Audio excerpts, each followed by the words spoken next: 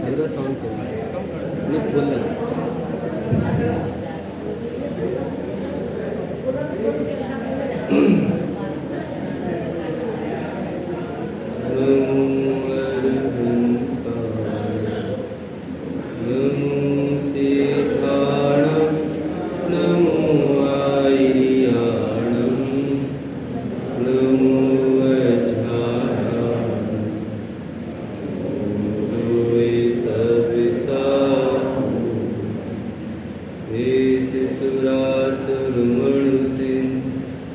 वन्दिनं दोदिधायकं विमलं प्रणमामि वर्धिमानं तीर्थं धर्मस्य कर्ता शेषे पुण्यतीर्थरे ससर्वसे देविशुद्धे स्वभावे समणीयाणानि दंशन् चरितवीर्याय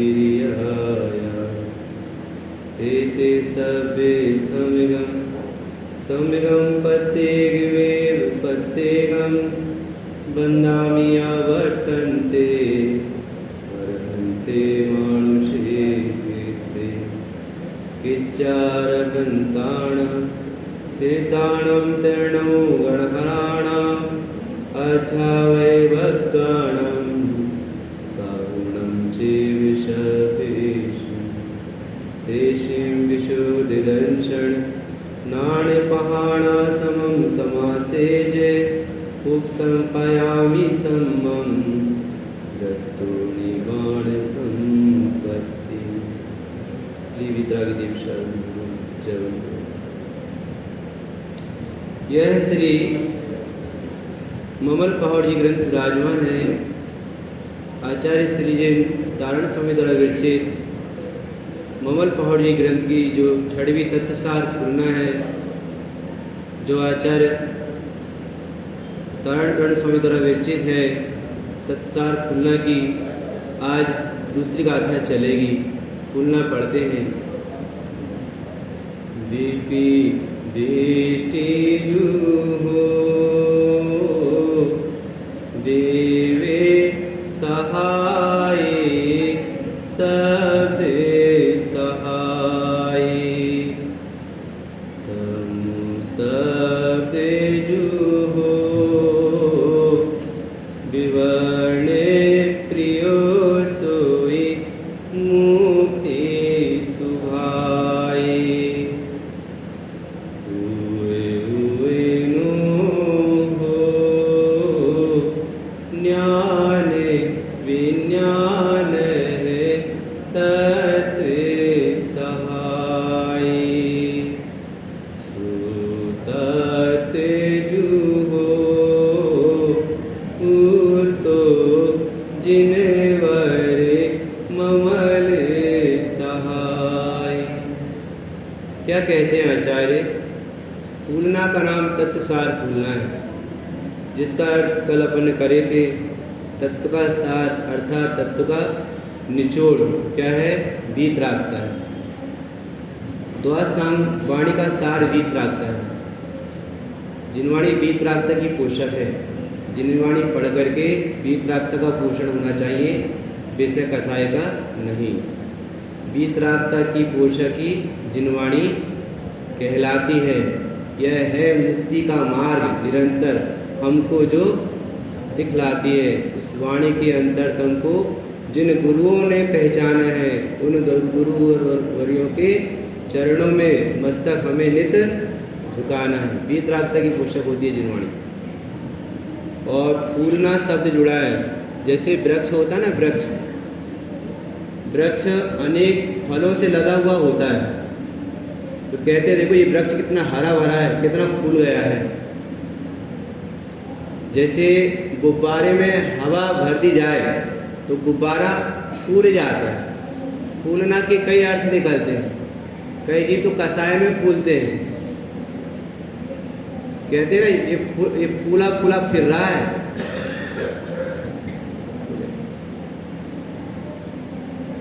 इसके फूले अंग नहीं समा रहे। फूला फूला फिरना माने बहुत प्रसन्न होना, और फूले अंग नहीं समाना मतलब ये धन और तन से बहुत बढ़ते जा रहे हैं भैया। फूले अंग नहीं समा रहे, संतानों से भी बढ़ रहे हैं और धन से भी बढ़ रहे हैं, फूले अंग न समान। और फूले फूले फिरना माने बहुत प्रसन्न होना। तो संसारी जीव कसाय में फूलते हैं और ज्ञानी जीव ज्ञान वैराग्य में फूलते हैं। फूल तो दोनों रहे, संसारी भी और ज्ञानी भी, अज्ञानी भी और ज्ञानी भी। अज्ञानी कसाय में फूलते हैं और ज्ञानी ज्ञान वैराग्य में फूलते हैं। ज्ञानी के फूलने में आनंद है और अज्ञानी के फूलने में आकुलता है, क्योंकि वो विषय कसाय में फूलता है। विषय कसाय से आनंद मानता है तो दुखी होता है, और ज्ञानी ज्ञान वैराग्य में फूलते हैं तो आनंदित होते हैं। इस फूलना का सार ही वीतरागता है। आचार्य भट्टकीर स्वामी ने मूलाचार्य ग्रंथ में लिखा, जिनेंद्र भगवान के द्वारा कहा गए 9 पदार्थ हैं। भट्टकीर स्वामी ने मूलाचार्य ग्रंथ लिखा, उसमें कहा कि जो 9 पदार्थ हैं वे जिनेंद्र उपदिष्ट हैं। जो इन 9 पदार्थों में शंका करता है, जो इन 9 पदार्थों में शंका करता है, उसको सम्यक दर्शन का पहला दोष लगता है। पहला दोष क्या है? मिथ्यात्व। बोलो, सबसे पहले नंबर, सभी परिग्रह में पहला परिग्रह कौन सा है? सब आश्रवों में पहला आश्रव, सब बंधों में पहला बंध है। कौन है? मिथ्या। जो जिनेंद्र भगवान के द्वारा उपदिष्ट 9 तत्वों में शंका करता है। बोलो, फूलना है, तत्वसार फूलना। और गाथा की शुरुआत हुई है दिपि दृष्टि। दिपि दृष्टि जू हो। व्याकरण में जू शब्द का अर्थ होता है जो। पंचेती भाई साहब, जू शब्द का अर्थ होता है जो, और व्याकरण में ही हे हो अरे ये 3 संबोधन के अर्थ आते हैं। हे हो अरे, हो का अर्थ होता है हे भव। ये संबोधन के लिए तीनों, हे हो और अरे। अरे हे हो लेगा जो हे भव, यह दिपि और दृष्टि का कथन है। यह ज्ञान और श्रद्धान का कथन है। स्वामी जी कह रहे हैं जब ज्ञान और श्रद्धान का कथन है तो ज्ञान का विषय भी होना चाहिए और श्रद्धान का विषय भी होना चाहिए। हे भव ज्ञान का विषय भी है और श्रद्धान का विषय भी है, ऐसा। और वह श्रद्धा ज्ञान का जो विषय है वो देव सहाय लिखा ना आगे। मन से तो कुछ बोल ही नहीं रहे, जो गाथा में लिखे, जो शब्द लिखे, शब्द का शब्दार्थ आपके सामने कर रहे हैं। तो 2 दिन से आपसे कह भी रहे हैं कि जिस गाथा को समझना है उस गाथा का गाथार्थ, शब्दार्थ अपने को पता होना चाहिए।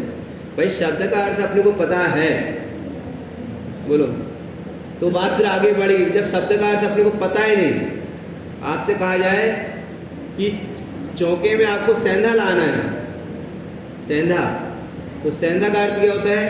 नमक भी होता है, और सेंधा का अर्थ घोड़ा भी होता है। तो आपके रसोई में चौके में सेंधा लाएंगे तो सेंधे का अर्थ क्या होगा? वहाँ पे नमक होगा ना, वहाँ घोड़ा लाकर तो खड़ा नहीं कर देंगे। बोलो, तो शब्द का अर्थ क्या होना चाहिए? ये अपने ज्ञान में नक्की होना चाहिए। और उस शब्द का अर्थ क्या होता है, किस आगम से होता है, ये आगम का भी पता होना चाहिए कि इस शब्द का अर्थ आगम में ये दिया गया है। बोलो, और उस शब्द का अर्थ दिया वो किस नय के लिए है? नयार्थ। किस नय से ये बात की गई है? निश्चय नय से या व्यवहार नय से, द्रव्यार्थिक नय से या पर्यार्थिक नय से? बोलो, और किस मत के पोषण के लिए की गई है? इसमें वीतरागता का पोषण हो रहा है या राग का पोषण हो रहा है? बोलो, और इन्हें चारों का भावार्थ क्या है, क्या भाव निकलता है। ये 5 बातें हैं जिनागम के रहस्य को समझने के लिए, और ये पांचों एक परमार्थ के लिए होती है। शब्दार्थ, आगमार्थ, नयार्थ, मतार्थ, भावार्थ, और पांचों काय के लिए? एक परमार्थ के लिए, परमार्थ वस्तु स्वरूप को समझने के लिए। बोलो 16 नंबर की फूलना आचार्य ताड़ स्वामी ने जो लिखा है उसका नाम गिरा छंद गाथा है। उसमें लिखा अर्थ समुच्चय, पदार्थों का समूह होता है विश्व में। 16 नंबर का फूलना जो सबसे पहले हमने आपके यहाँ पे लिया था जिस दिन आए थे हम यहाँ पर, अर्थ समुच्चय। राजू भैया, अर्थ समुच्चय, अर्थ माने होता है पदार्थ और समुच्चय का अर्थ होता है समूह, पदार्थों का समूह। सम अर्थ स्वयं परमत्थव, सम अर्थ स्वयं परमत्थव। वे विश्व में जो पदार्थों का समूह है वे सब एक जैसे हैं। सम माने एक जैसे, परमत्थ माने वास्तव में, स्वयं माने भी स्वयं, अर्थ माने भी वस्तु, सम एक जैसी है। एक जैसी अर्थात प्रत्येक पदार्थ अपने द्रव्य गुण और पर्याय से पूर्ण है। समत्थव अर्थ समुच्चय, पदार्थों का जो समूह है वे सब एक जैसे, प्रत्येक द्रव्य अपने गुण और पर्याय से पूर्ण है, कोई किसी से कम नहीं, सब पूरे भरे। 60 द्रव्यों का चक्र सुदर्शन जग में चलता रहता है, यह बेरोग निरंतर अपने सुंदर पथ पर बढ़ता है। किसकी हस्ती उसकी गति को रोक सके जो निज बल से, कौन अभागा सिंह बदन पर बढ़कर अपनी अंगुली दे। किसकी मौत आई है? जो शेर के मुंह में हाथ डाले। बोलो, ये 6 द्रव्यों का सुदर्शन चक्र अनादिकाल से चल रहा है, इसका समूह है। 16 नंबर की फूलना गिरा छंद गाथा, उसमें कहा विश्व में पदार्थ है उनका समूह है, वे 6 द्रव्य है। भट्टके स्वामी ने कहा वे 9 पदार्थ हैं। आचार्य कुंद देव कहते हैं वे 5 अस्तिकाएं हैं। बोलो, और मंदिर विधि में पढ़ते कि 27 तत्व होते हैं। पढ़ते कि नहीं आप लोग? पर जो पढ़ते हैं उसको पढ़ना भी चाहिए और गुनना भी चाहिए। जो पढ़ता है और गुनता है वो मूर्ख नहीं रहता है। पढ़ते हम खाती का विषय शून्य स्वभाव सिद्ध स्वभाव से पढ़े गुने मूड न रहे, और पज्जे मुड़ाई पर समया। और जो पढ़ करके गुनता है वो मूर्ख नहीं रहता है, और जो वस्तु को नहीं समझता है वो पर्याय दृष्टि करके मूर्ख रहता है। पज्जय दृष्टि मुड़ा, पज्जय मुड़ाई पर समय। 13 नंबर की फूल है अन्यानी अन्यान फूलना। उस अन्यान फूलना में स्वामी जी लिखते हैं, आचार्य ताड़ स्वामी, मिथ्या दृष्टि ही पर संयोग। संसार में एक मिथ्या दृष्टि जीव ही ऐसा द्रव्य, एक जीव ऐसा है क्योंकि एकमात्र पर का ही अवलंबन करता है। और आचार्य कुंद की भाषा में कहे तो पर्याय मूढ़ है वो, पज्जय मुड़ाई पर समया। ये तत्व प्रज्ञापन की 93 नंबर की गाथा है, प्रवचन सारणी, जो आचार्य कुंद देव आज से लगभग 2000 वर्ष पहले हुए हैं। उन्होंने गे तत्व प्रज्ञापन महाधिकार लिखा। उस गे तत्व प्रज्ञापन महाधिकार की 93 गाथा है, उसमें कहा पज्जय मुड़ाई पर समझा।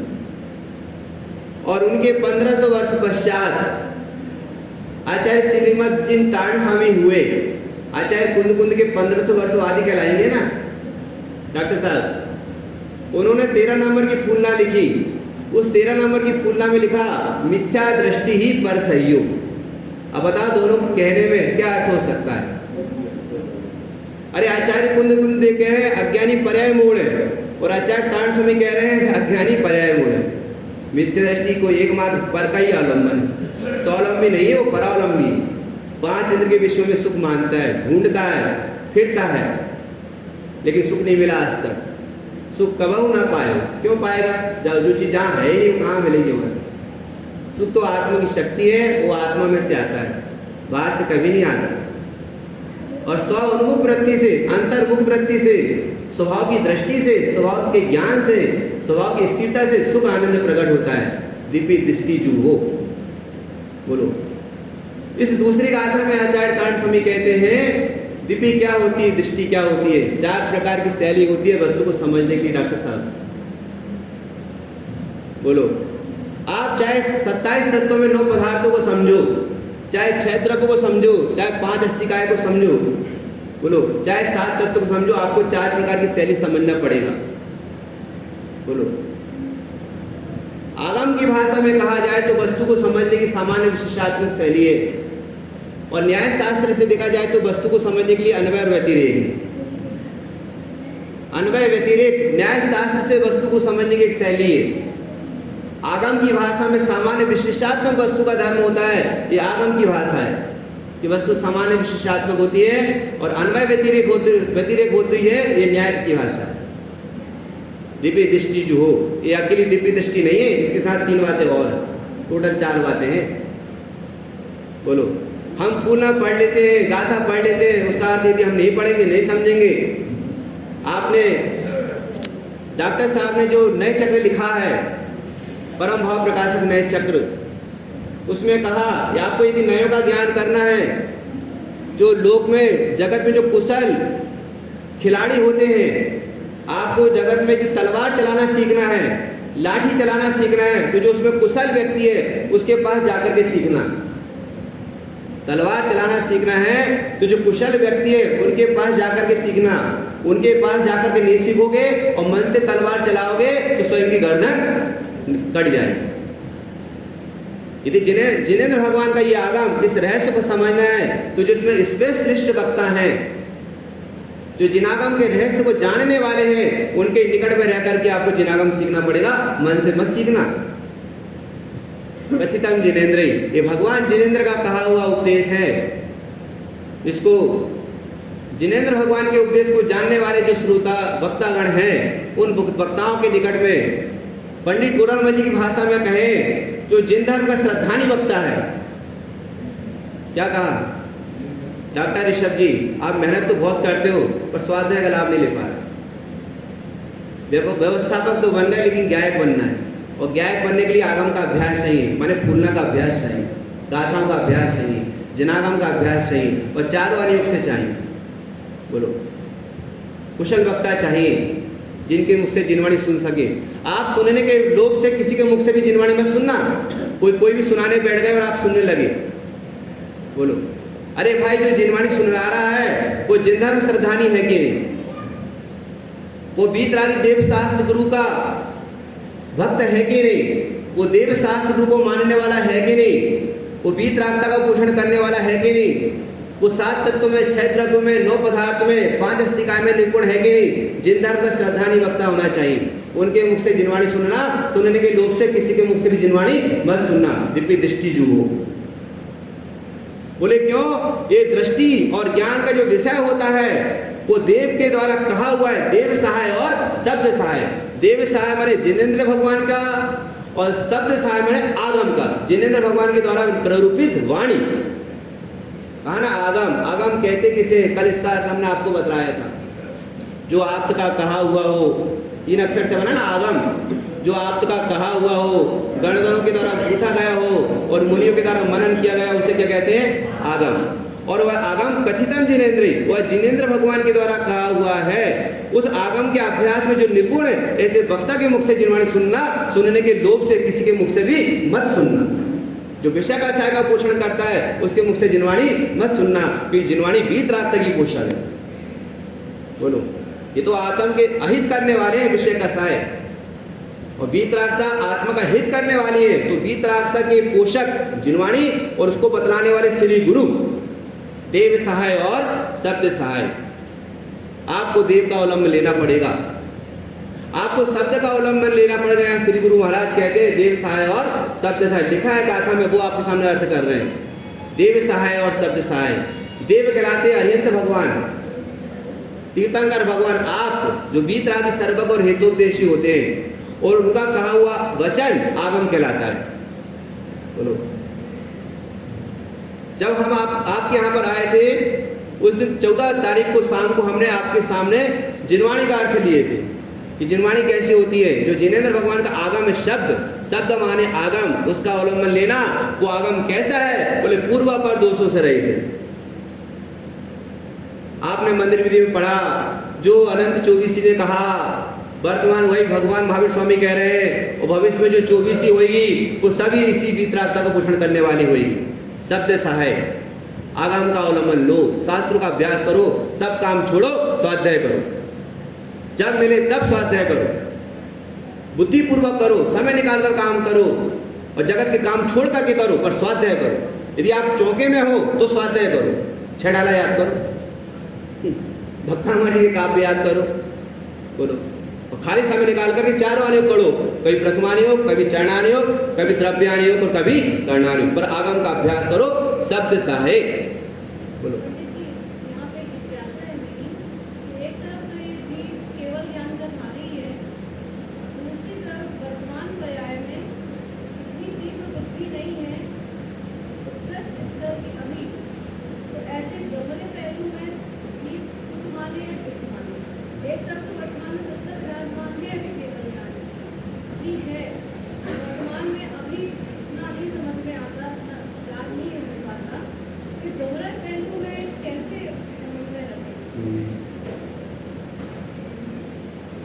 पूंजी छोटी हो ना, पूंजी, जिस व्यक्ति के पास पूंजी थोड़ी है तो उस पूंजी को उसको कहाँ लगाना चाहिए?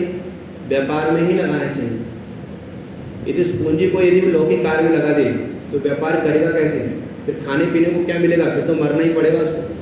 तो अपने पास जो पूंजी है ना, मध्य ज्ञान श्रुत ज्ञान की बुद्धि, केवल ज्ञान शक्ति है पर उसकी व्यक्ति नहीं हो पाई, वो सामर्थ्य अपने में, पर वर्तमान में प्रगटता मध्य ज्ञान श्रुत ज्ञान की है। वो थोड़ी सी पूंजी है और उस पूंजी को वो ज्ञान जहाँ से आता है वहाँ लगाएंगे तो बात सब समझ में आएगी। उस थोड़े से ही ज्ञान में सब समझ में जाएगा। भले शक्ति केवल ज्ञान की, पर बुद्धि थोड़ी है, वो थोड़ी सी पूंजी को व्यापार में लगाना तो व्यापार बढ़ेगा। ऐसे थोड़े से ज्ञान को वस्तु को समझने में लगाओगे तो बुद्धि बढ़ेगी, अपने आप बढ़ती है, उसका विकास अपने आप होता है। ताकत तो बहुत है पर वर्तमान की व्यक्ति थोड़ी है, प्रकटता थोड़ी है, तो जहाँ से ज्ञान आता है उसको वहीं पर लगाना, को बढ़ते जाता है। ऐसा हो समझ में? देखिए दो बात आपको समझ में आए बहन, देव सहाय और शब्द सहाय, दो बात लिखी है यहाँ पर आचार्य। और कहने वाले स्वयं निर्ग्रंथ गुरु है, तो तीनों आ गए कि नहीं आ गए? कहने वाले कौन? निर्ग्रंथ मुनराज। और कह किसकी बात रहे? देव सहाय जिनेंद्र भगवान, और शब्द सहाय हमारे उनकी वाणी को। बोलो विदेव कैसे होते हैं? मन रहियो हो उग्नु जुदाता। विदेव 18 मल दोषों से रहित होते हैं। और आचार्य पद्म मलधारी देव ने नियम सारणी में लिखा वे शंका रहित होते हैं, आप तो शंका रहित होते हैं। और ऐसे आप को जो जानता है, कैसे जानता है? आप न्यास समुच्चय उठा करके पढ़िए, उसमें लिखा अरुओ देवो झायदी, अरुओ देवो झायदी। प्राकृत में अरहंत को अरुओ बोलते हैं, तो अरहंत का ध्यान कर। बोलो अरहंत को जान, जो जाना दिया अरहंतम, जो अरहंत को जानेगा। अरहंत को जानना मतलब ही अरहंत को सहारा लेना, अरहंत को जानना मतलब ही देव सहाय, देव का सहारा लेना। बोले कैसे जाने? दपत गुणत पज्जते ही, द्रव्य से गुण से और पर्याय से। हम इस बात को कैसे माने कि अरहंत को द्रव्य से गुण से पर्याय से जानना चाहिए? तो अभी हमने आपको बताया था 16 नंबर का खुलना है, जहाँ छंद गाथा, उसमें कहा अर्थ समुच्चय, विश्व में जो पदार्थ उनके समूह हैं और उसको जानने वाले अरहंत भगवान हैं। उन अरहंतों को जो द्रव्य से गुण से पर्याय से जानता है वह अपनी आत्मा को जानता है और उसका मोह नियम से क्षय को प्राप्त होता है। जो जान दिया अरहंतम दपत गुणत पज्जते ही, सो जान दिया पाणम मोह खलु जदि तत्सलयम, उसका मोह नियम से क्षय को प्राप्त होता है। लेकिन हमारा मोह अभी तक क्षय को प्राप्त नहीं हो पाया। क्यों नहीं हो पाया? हमने अरहंत को जाने नहीं। 82 नंबर का आता है प्रवचन सारी की, उसमें आचार्य कुंद कुंद देव कहते हैं उपाय और उपायांतर दोनों पता होना चाहिए। उपाय और उपायांतर। अरे अरिहंत भगवान का स्वरूप जानना ये उपाय है, मोह को क्षय करने की विधि है। और नहीं समझ में आ रहा तो स्वाध्याय करो। क्या कहा? ये उपायांतर है। द्रग मोह क्षय हो इसलिए स्वाध्याय करना चाहिए। 82 नंबर का सभी अरहंत ने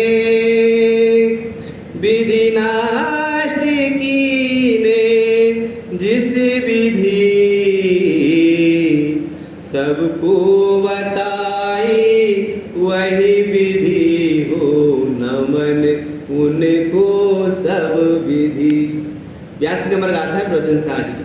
सभी अरिहंत ने सुखी होने का यही उपाय बताया है कि आप अरहंत के स्वरूप को जानो। कैसे जानो? द्रव्य से जानो, गुण से जानो और पर्याय से जानो। बोले नहीं समझ में आ रहा तो स्वाध्याय करो, चारों अनुयोग से करो। बोले कैसे? स्वाध्याय से ये बात हमें कैसे समझ में आएगी? तो सुनो, अरहंत को जानने से भी मोह का क्षय होता है और शास्त्र अभ्यास करने से भी मोह का क्षय होता है। जैसे आपको शिखर जी जाना है, क्या कहा? आपको शिखर जी जाना तो जाएगा कैसे जाओगे आप? मोटरसाइकिल से जाओगे कि साइकिल से जाओगे कि बैलगाड़ी से जाओगे? कैसे जाओगे आप? तो पंडित जी क्या बात कर रहे हैं आप? अब बैलगाड़ी होती नहीं, होती तो छोटे छोटे गांव में होती है। हम तो ट्रेन से जाएंगे। क्या कहा? सम्यक शिखर जी जाएंगे तो पर कैसे जाएंगे? ट्रेन से जाएंगे। आप क्या से जाती है? ट्रेन यहाँ से सम्यक शिखर जी, ठीक है ना? बोलो कैसे जाएंगे? हम ट्रेन से जाएंगे। अरे आप ट्रेन से जाओगे की बात तो पक्की है, पर आप स्टेशन तक कैसे जाओगे? आप स्टेशन तक कुछ ना कुछ तो जाओगे ना, टाइम थोड़ा है, 5 मिनट का टाइम। अब आप कहोगे पंडित जी हमारे पास तो स्टेशन बहुत नजदीक है, हम तो तुरंत पैदल चल जाएंगे। बोलो अरे टाइम थोड़ा है भाई साहब, और ट्रेन निकलने वाली है और सम्यक शिखर जी जाना है। ट्रेन का टाइम हो गया तो आप स्टेशन तक किसी ना किसी साधन से तो जाओगे ना। आप बाइक से जाओगे, ऑटो से जाओगे, कार से जाओगे, तो कोई ना कोई साधन से आप स्टेशन तक तो जाओगे ना। बोलो तो ट्रेन से जाना तो है, पर स्टेशन तक जाने के लिए कोई साधन चाहिए। मोह को क्षय करने के लिए अरहंत का स्वरूप तो जानना है, पर अरहंत का स्वरूप कैसा होता है इसके लिए स्वाध्याय चाहिए। राजू भैया नहीं समझ में आया? द्रग मोह क्षय हो इसलिए स्वाध्याय करना चाहिए। मोह क्षय करने की विधि सभी अरिहंतों ने यही बतलाई है कि आप अरहंत भगवान के स्वरूप को जानो। क्योंकि नमोकार मंत्र में हम सबसे पहले अरिहंत भगवान को याद करते हैं। नमो अरिहंताणम किच्चारहंताणम सिद्धाणाम तैणाम गणहराणाम अध्यावय भक्ताणाम सावलम चेत सभ्येसिन किच्चारहंताणम। अरहंत को नमस्कार। बोलो तो अरहंत को नमस्कार करना माने वो जिनेंद्र भगवान है, वीतराग देव है, उन्हीं का वचन शब्द सा है, उन्हीं का वचन सुनना वही मोह क्षय की विधि का कारण उपाय है। बोलो जिनेंद्र भगवान का वचन हुआ आगम है।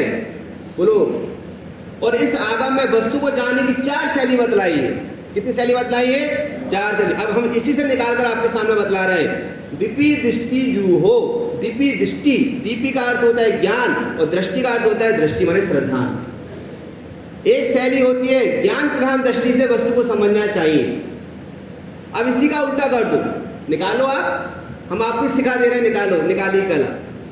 बोलो दृष्टि पूर्वक श्रद्धान, दीपी दृष्टि, पंडित साहब दीपी दृष्टि ज्ञान पूर्वक श्रद्धान। अब इसका उल्टा निकालो पीछे से, दृष्टि दीपी श्रद्धान पूर्वक ज्ञान। अब प्रत्येक का प्रत्येक में निकालो कंची भाई साहब, प्रत्येक का प्रत्येक में मैंने दीपी माने ज्ञान, ज्ञान प्रधान ज्ञान और दृष्टि में दृष्टि प्रधान दृष्टि। निकले 4। क्या कहा? दीपी दृष्टि, दीपी दृष्टि माने ज्ञान पूर्वक दृष्टि। दीपी माने ज्ञान और दृष्टि माने श्रद्धान या दृष्टि का बात एक ही है। ज्ञान पूर्वक श्रद्धान और पीछे से करें तो श्रद्धान पूर्वक ज्ञान, और एक दूसरे में करें तो ज्ञान पूर्वक ज्ञान और श्रद्धान पूर्वक श्रद्धान। कितनी शैली हो गई? पकड़ में आया आपको? कठिन पड़ रहा है क्या? और गुरु महाराज की बात कठिन पड़े तो सरल कहाँ पड़ेगा? ये बात यदि कठिन पड़ रही है तो सरलता कहाँ मिलेगी? बोले पंडित जी अभी कोई कह रहे थे कलम से, वो पंडित जी आए ना उबे गांव वाले, उनने उस दिन क्या लिया था? निमित्त उपादान। और जब उनने निमित्त उपादान लिया ना, उसकी सारी बातें हमारे सर पे से जा रही थी। उबे गांव वाले पंडित जी ने जब निमित्त उपादान यहाँ कक्षा में लिया तो हमारी सारी बातें सर पे से जा रही थी, उनकी बातें। तो हमने कहा कि बताओ तब बात आपको अंदर से गई है, और अंदर से गई हुई होती तो मोह नहीं रहता, ये कसाई नहीं रहती, और अरिहंत विहार के चैत्यालय में नहीं बैठते, सिद्धालय में बैठते। नमियो सिद्ध साहब सब नमस्कार करते आपको। बोलो ये तो सर पे से तो गई है, लेकिन अंदर कभी नहीं गई है। सरलता से बतलाया वक्ता ने तो नहीं गई है, और कठिनता से बताया वक्ता ने तो नहीं गई है, और ये भगवान के समोषण में रहा तो वहां से भी वापस आ गया, वहां भी नहीं गई है। बताओ अब कहां जाएगी इसके अंदर, ये बताओ डॉक्टर साहब बोलो। भगवान के समोषण में गया, ये वहां भी नहीं सीखा। क्या हुआ, एक किसान था और उस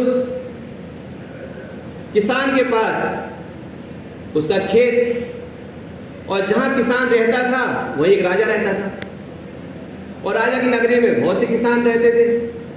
राजा साहब के पास एक ऊंट था। क्या था, ऊंट था। राजा साहब ने पूरी नगरी में ढिंढोरा पिटवा दिया कि मेरा ऊंट सभी जगह चरेगा, चाहे किसी खेत में चरे, किसी की फसल बर्बाद करे, कोई इसको भगाएगा नहीं, और जो भगाएगा उसकी गर्दन उड़ा दी जाएगी। बोलो, अब वो ऊंट किसानों के खेत में घूम रहा है, फिर रहा है, फसल बर्बाद कर रहा है, लेकिन राजा साहब की आज्ञा है तो कोई किसान भगाने की कोशिश नहीं करता उसको। लेकिन किसान ने युक्ति अपनाई, भाई ये ऊंट तो हमारी फसल बर्बाद कर देगा, राजा साहब तो घर में बैठे हैं। अब राजा साहब को क्या पता हमने ऊंट को भगाए कि नहीं भगाए, तो उस ऊंट को भगाने के लिए वो ऊंट जो अपने खेत में फसल को चर रहा था, बर्बाद कर रहा था उस किसान की खेत की फसल को, उन्हें किसानों ने सोचा यार ऊंट को तो बांध तो सकते नहीं, बोलो, और कोई तरीका तो है नहीं, पर एक तरीका इसको भगाने का। बोले क्या है तरीका, बोले पीपा लेकर के आओ। तेल का पीपा होता कि नहीं, खाली वाला पीपा लेकर के आओ, और एक लकड़ी लेकर के आए। बोलो, तभी तो ऊंट के सामने खड़े होकर के लकड़ी दिखाते थे, मारते नहीं थे। लेकिन ऋषभ भैया, ऊंट को लकड़ी मारना मना था, आप लकड़ी नहीं मार सकते ऊंट को, पर किसान दूर से खड़ा होकर के लकड़ी दिखा रहा था ताकि ऊंट लकड़ी को देख करके भाग जाए। लेकिन ऊंट भागेगा क्या, तो किसान ने सोचा ये तो भाग नहीं रहा है, एक काम करो, टीन का पीपा लेकर के आओ, है ना, फिर इसको भगाएंगे। तो टीन का पीपा लेकर के आए, और किसान उसके सामने डम डम डम डम डम डम करके उसको बजाने लगा। जब डम डम करके बजाने लगा किसान उसको, तो भी ऊंट पर कोई फर्क नहीं पड़ता। तो ऊंट कहता है किसान से, बोले सुन रहे किसान, मैं अपने राजा साहब के द्वारा उनके साथ बड़े बड़े युद्धों में जाता हूं, और वहां बड़ी बड़ी तोफे चलती है, बड़ी बड़ी तोफे चलती है, उससे नहीं डरता मैं, उससे मैं नहीं डरता, तो तेरी छोटी सी डुबडुबी डम डम डम डम डम बज रही है, इससे मैं डर जाऊंगा क्या, बोले मैं इससे नहीं डरता। तो किसान है क्या, वो ऊंट है क्या, कौन है वो, अरे ये जीव भगवान के समो शरण में कई बार गया, भगवान के समोषण में कई बार गया, और चार टाइम दिव्य ध्वनि सुनी, और कितने घंटे सुनी, 9 घंटे 36 मिनट भगवान की वाणी सुनी, हजारों वर्षों तक सुनी, लाखों वर्षों तक सुनी। बोलो, तो पंडित जी जब हम भगवान के समोषण में गए वहां नहीं सुधरे, तो आपकी जो 45 मिनट की जो पीपा की डुबडुबी जैसी डम डम वाणी है, इससे क्या हम सुलट जाएंगे क्या, उल्टो जीवन आदि को और अब सुल्तान को दाम नहीं सुलट रहा है जी, केवली आगर रह गयो कोरू। भगवान के समोषण में गया, वहां से भी बाकी आ गया। अब यहाँ बैठ करके इसकी परिणति क्या काम करती है, ये तो वो जीव जाने और भगवान जिनेंद्र जाने। ये जीव का परिणाम कैसा पुरुषार्थ अंदर में काम कर रहा है, देव सहाय और शब्द सहाय। बोलो,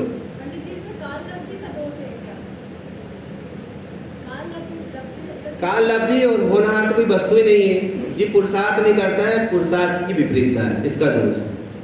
काल लब्धि तो जिस समय कार्य हुआ काल लब्धि कहलाती है, जो कार्य हुआ वो होनहार कहलाता है।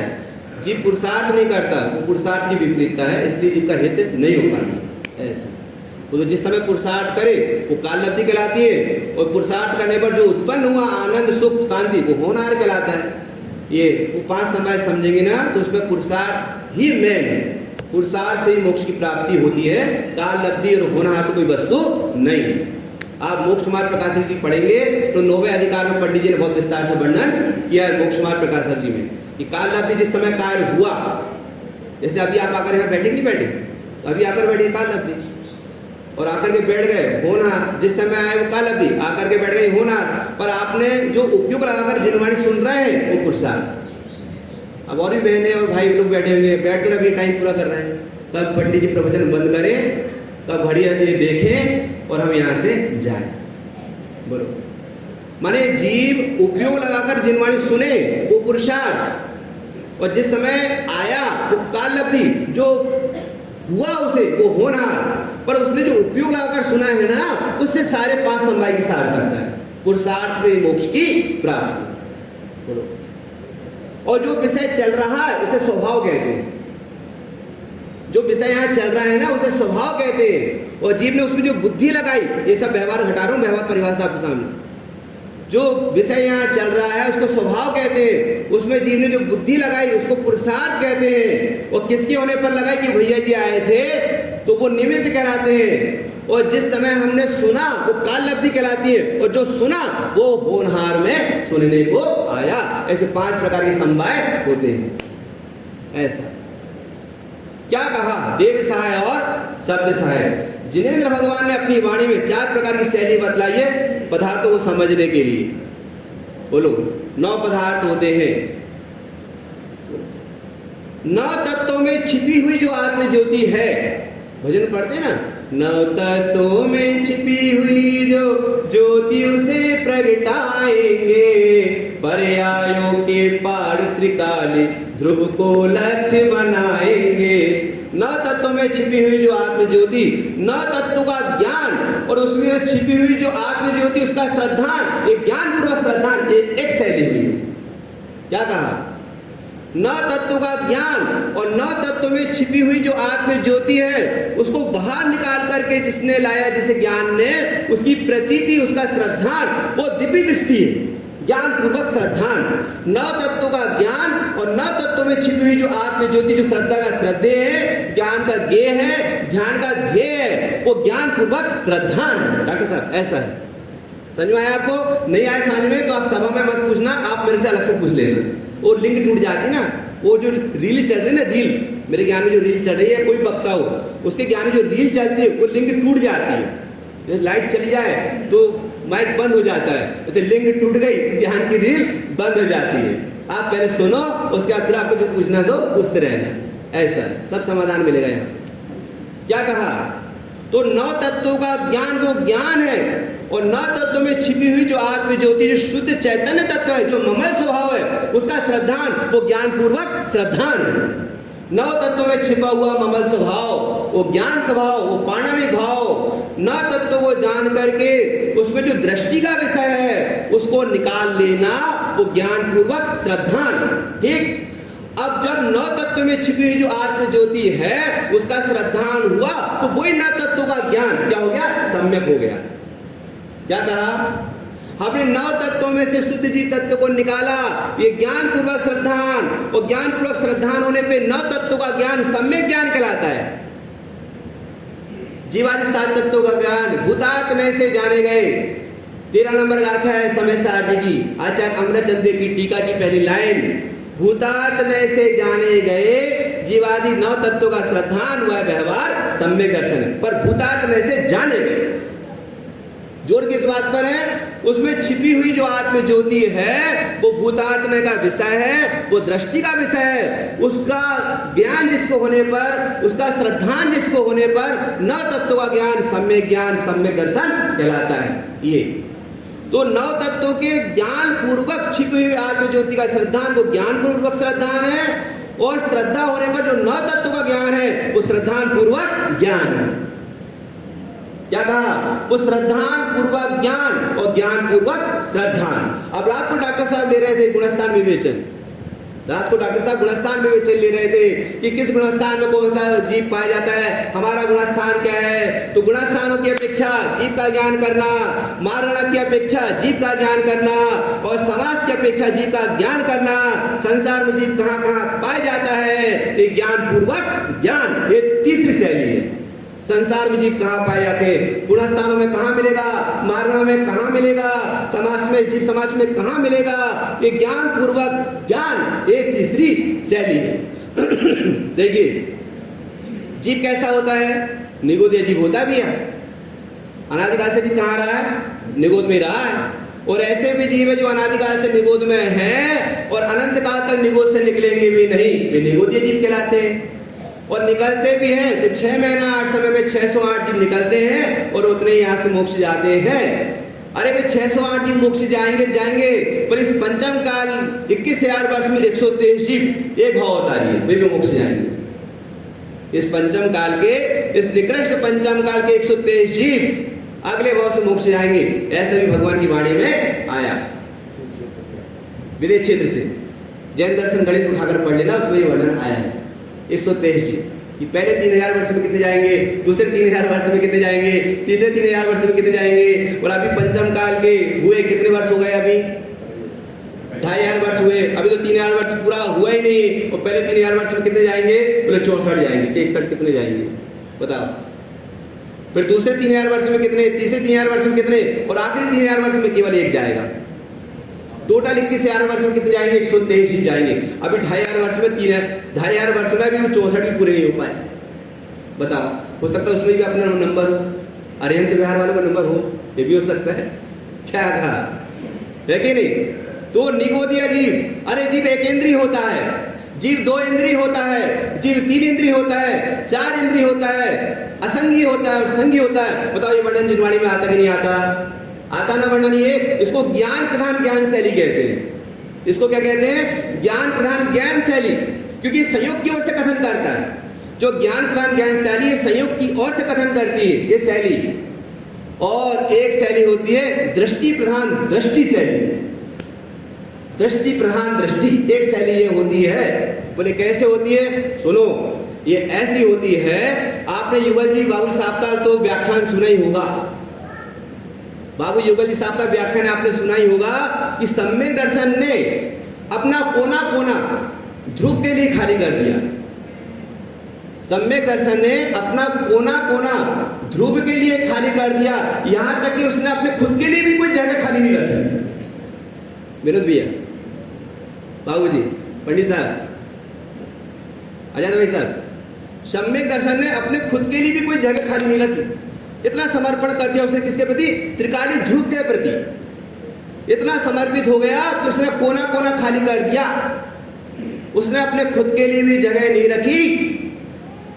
नहीं अप्रमत्त प्रमत्त रहे जो तो एक ज्ञायक भाव है, जिसमें पर्याय भेद तो नहीं है। संयोगी की क्या बात करें, ये मनुष्य शरीर की क्या बात करे, 8 कर्मों की क्या बात करे, भाव कर्म रागादि परिणाम की क्या बात करे, मति ज्ञान श्रुति ज्ञान अवधि ज्ञान मन पर ज्ञान की क्या बात करे, केवल ज्ञान की क्या बात करे, जो दर्शन वाला नहीं है, जो ज्ञान वाला नहीं है, जो चैत्र वाला नहीं है, जो एक ज्ञायक भाव है, ये दृष्टि प्रधान दृष्टि एक चौथी शैली है। समझ में आया आपको? बोलो। समय साजी का जो मंगलाचरण पहले नंबर का आचार्य अमृतचंद देव का, आचार्य अमृतचंद देव ने जो कलश लिखे हैं उसमें पहला कलश आपको तो याद होगा ही, किसी को नहीं होगा तो हम आपको सुनाई दे रहे हैं। बोलो। उसमें एक लाइन आई है, स्वानुभूतिया चकासते। नमः, डॉक्टर साहब ने बता दिया, नमः समय साराए स्वानुभूतिया चकासते। उस समय सार को मैं नमस्कार करता हूं जो स्वानुभूति से प्रकाशित होता है, यही नमस्कार करना है। स्वानुभूतिया चकासते। मैं आपसे पूछूं कि बताओ आप यहाँ विदिशा में अग्नि कैसी होती है? बोले पंडित जी हम तो नहीं बता सकते आपको अग्नि कैसी होती है, हम पंचायत बिठा देंगे। पहले हम तो विदिशा समाज की पंचायत बिठा देंगे राजू भैया, और फिर पंचायत जो निर्णय दे दे अग्नि कैसी होती है। पंचायत कह दे कि अग्नि ठंडी होती तो हम ठंडी मानेंगे, और पंचायत कह दे कि अग्नि गर्म होती तो हम गर्म मानेंगे। अरे भाई आपको पंचायत बिठाने की आवश्यकता नहीं है, आप तो केवल छू करके देख लो अग्नि कैसी होती है। अग्नि कैसी होती है? अग्नि तो उष्ण होती ही है, और जैसे हमने उसको छूकर देखा हमें पता चल गया कि अग्नि उष्ण होती है। आत्मा सुख स्वभावी तो वो है ही, लेकिन जैसे हमने अपने ज्ञान को बाहर से समेट करके अपने स्वभाव में लगाया, वो तो सुख स्वरूपी है ही। परिणति में, स्वानुभूति में वह आनंद परिणति रूप आ जाता है, अनुभव में आ जाता है। स्वानुभूतिया चकासते, स्वानुभव से प्रकाशित होता है आत्मा। बोलो। इसका नाम दृष्टि प्रधान ज्ञान शैली। पकड़ में आया आपको? किसकी दृष्टि से आनंद उत्पन्न हुआ? स्वभाव के आश्रय से आनंद उत्पन्न हुआ। इसका नाम दृष्टि प्रधान ज्ञान शैली है। किसको जानने से दृष्टि पकड़ में आई, दृष्टि का विषय पकड़ में आया, न तत्व को जानने से छिपी हुई आत्मज्योति पकड़ में आ गई। इसका नाम क्या है? इसका नाम क्या है? ज्ञान प्रधान दृष्टि। और उसको पकड़ में आने से जो हुआ वो दृष्टि प्रधान ज्ञान है। उस संयोग की ओर से हमने आत्मा को जाना, ये ज्ञान प्रधान ज्ञान है। और जो श्रद्धा का विषय है, जो ज्ञान का विषय है, जो ध्यान का विषय है, पर्याय से पार है, गुण भेदों से पार है, पर्याय को स्पर्श नहीं करता, गुण भेदों को स्पर्श नहीं करता, जो एक टंकोत्कीर्ण ज्ञायक भाव है वो दृष्टि प्रधान दृष्टि है। दिव्य दृष्टि जो हो देव सहाय और शब्द सहाय। आचार्य भगवान ने कहा उन अरहंत को जानो द्रव्य से, गुण से, पर्याय से, क्योंकि उनका आत्मा और तुम्हारे आत्मा में कोई अंतर नहीं है। जब तुम उनके समान अपने आत्मा को द्रव्य से, गुण से, पर्याय से जानोगे। अब ये क्लियर हो जाना चाहिए कि द्रव्य क्या होता है, गुण क्या होता है, पर्याय क्या होती है। लोग इसमें भी कंफ्यूज हो जाते हैं, द्रव्य क्या होता है, गुण क्या होता है और पर्याय क्या होती है। बोलो, भगवान अरिहंत देव का चेतन द्रव्य क्या कहा? भगवान अरिहंत देव का चेतन द्रव्य है और ज्ञान उनका चैतन्य गुण है। क्या कहा? भगवान अरिहंत देव का चेतन द्रव्य है। जो परम औदारिक देह में अरिहंत भगवान विराजते हैं ना, समोसण में, जिनालय में, जो चेतन द्रव्य अरिहंत भगवान, अनंत गुणों के पिंड, और चैतन्य उनका गुण है। चैतन्य क्या है? देखो, चेतन और चैतन्य डिफरेंस समझ में आ रहा? ऋषभ भैया, डॉक्टर साहब, चेतन और चैतन्य, चेतन द्रव्य और चैतन्य उनका गुण और चिद विवर्तन उनकी पर्याय। चिद विवर्तन माने जानन जानन जानन जानन पर्याय। तो भगवान अरिहंत देव जानने के अलावा क्या कर रहे हैं? पंडित साहब ये बताओ। लोग क्या कर रहे हैं? भाग में सिद्ध भगवान विराजमान है, वो जानने के अलावा क्या कर रहे हैं? उनका जानन जानन जानन जानन पना, उसका नाम चिद विवर्तन है। तो अरिहंत भगवान का चेतन द्रव्य, चैतन्य उनका गुण, चैतन्य गुण माने ज्ञान गुण, चैतन्य चैतन्य चैतन्य माने ज्ञान गुण, और चेतन माने द्रव्य, अनंत गुणों का पिंड। अनंत गुणों का पिंड वह चेतन द्रव्य और चैतन्य ज्ञान गुण, और ज्ञान गुण की निरंतर जो पर्याय चल रही है, जो प्रोसेस चल रही है, उसका नाम क्या है? चिद विवर्तन। समझ में आया? तो ऐसे अनंत भगवान को जो द्रव्य से, गुण से और पर्याय से जानता है, वह अपनी आत्मा को जानता है। अब बताओ अपना आत्मा कैसा है? जैसा उनका चेतन द्रव्य है वैसा मेरा चेतन द्रव्य है। जैसे वे अनंत गुणों के पिंड है, ज्ञान दर्शन सुख विरादि अनंत गुणों के पिंड है, ऐसे में ज्ञान दर्शन सुख विरादि अनंत गुणों का पिंड हूं। ये मैं चैतन्य द्रव्य हूं। और जैसे उनका ज्ञान गुण है, ऐसे मेरे में चैतन्य गुण, चैतन्य चैतन्य माने ज्ञान गुण। और जैसे उनकी चिद विवर्तन है, चिद विवर्तन माने जानन जानन पर्याय उनकी निरंतर चल रही है। कहाँ रहकर जान रहे हैं वो? कहाँ रहकर जान रहे हैं? सकल के ज्ञायक तदपि निरानंद रसलीन, और सो जिनेन्द्र जयवंत ने अरिरज रहस्य भी। सकल के ज्ञायक तदपि, कलित भाई साहब, सकल के ज्ञान में जानने में आ रहा है, लेकिन लीनता कहाँ? भगवान की स्वभाव में लीनता है। सकल के ज्ञायक तदपि निजानंद रसलीन, और सो जिनेन्द्र जयवंत ने अरिरज रहस्य भी। अरिहंत भगवान का चेतन द्रव्य, चैतन्य उनका गुण और चिद विवर्तन उनकी पर्याय। मैं चेतन द्रव्य और ज्ञान मेरा चैतन्य गुण, और जानन जानन जो पर्याय मेरी चल रही है ना। बोलो, मैं जानने के अलावा क्या कर रहा हूँ? बोलो, क्या कर रहा हूँ मैं जानने के अलावा? मेरे माइक को जाना, शास्त्र को जाना, आपको जाना, और आपने मुझे जाना। कैसे जाना? तो जान रहे हैं, उसका नाम चिद विवर्तन। उसका नाम क्या है? चिद विवर्तन। अब बताओ, भगवान अरिहंत का चेतन द्रव्य, उनका चैतन्य गुण और उनका चिद विवर्तन। मेरा चेतन द्रव्य और चैतन्य मेरा गुण और चिद विवर्तन मेरी पर्याय। बता, दोनों में क्या अंतर? कोई अंतर है क्या? तो उनके मोह है कि नहीं? अरिहंत भगवान के मोह राग देश है कि नहीं? नहीं। तो फिर मुझे मोह राग देश क्यों है? एक प्रश्न चिन्ह खड़ा करो, मुझे मोह राग देश क्यों है? इसलिए है क्योंकि मैंने अरिहंत का स्वरूप नहीं जाना। इसलिए आचार्य भगवान कह रहे हैं, देव सहाय, वे देव ही तेरी सहायता करने वाले हैं। अर्थात उनका स्वरूप जानेगा, उनका अवलंबन लेगा, तो तुझे अपना आत्मा जानने में आएगा और तेरा मोह क्षय को प्राप्त हो जाएगा। इसी मंगल भावना से हम विराम लेते हैं।